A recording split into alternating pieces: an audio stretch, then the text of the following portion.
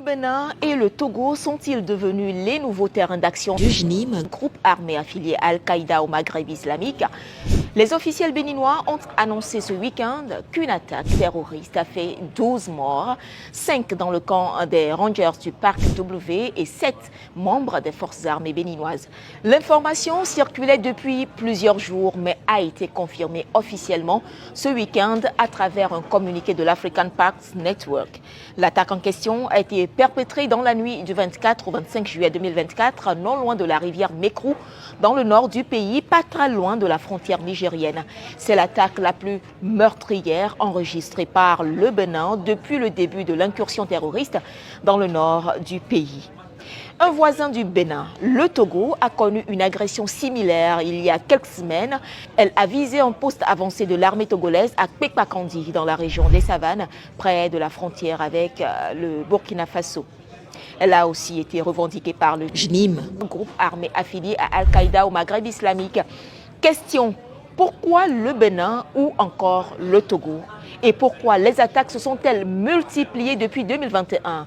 Eh bien, déjà actifs au Mali, au Burkina Faso et dans une moindre mesure au Niger, les groupes extrémistes tentent depuis quelques années d'élargir leur présence vers les pays côtiers d'Afrique de l'Ouest. Le Bénin et le Togo, proches voisins du Burkina Faso, du Niger et du Mali, ont accès à la mer. En plus, le parc W où a eu lieu la dernière attaque côté Bénin est particulièrement propice à l'expansion d'activités illégales, selon de nombreux analystes. La couverture offerte par les forêts et la végétation de savane ainsi que son isolement relatif en font une base opérationnelle cruciale pour les groupes armés terroristes qui alimentent l'instabilité politique dans le Sahel. Le parc national du W, il faut le rappeler, est un espace transfrontalier de 26 360 km² géré par le Bénin, le Burkina Faso et le Niger. Pour renforcer la sécurité dans le Nord, les autorités béninoises ont entamé il y a quelques mois le recrutement de 5 000 soldats supplémentaires.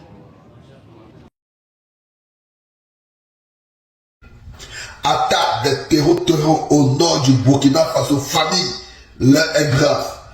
Le nord du Togo s'est fait attaquer par des terreaux venant du Burkina. D'après les sources, les terreaux étaient armés jusqu'aux dents et possédaient des voitures blindées de l'armée burkinabé. Plus qu'ils possédaient des voitures de l'armée burkinabé, plusieurs sources et plusieurs personnes suspectent le capitaine Ibrahim Traoré complice dans cette attaque. C'est grave. C'est grave partout là sur les réseaux sociaux. C'est grave partout là sur les réseaux sociaux. Regardez un extrait de la vidéo et partagez-la au maximum.